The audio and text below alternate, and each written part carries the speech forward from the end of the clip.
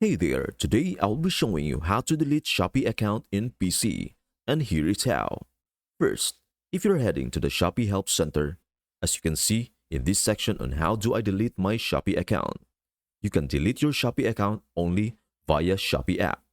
Therefore, all you need is your mobile device and the Shopee app. And all you have to do is follow these directions to basically erase your account, either by watching the video here or by following the instructions directly there at the top.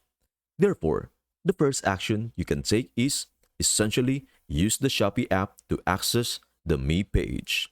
And from there, all you have to do is click the gear icon in the upper right corner and choose Request Account Delete at the bottom. And then press OK. Then tap the Proceed button there. Enter the SMS sent verification code. Tap Next and choose the reason for the account deletion. And after that, you only need to input your email address and select the Terms and Conditions option. Then lastly, click Submit to get your Shopee account terminated.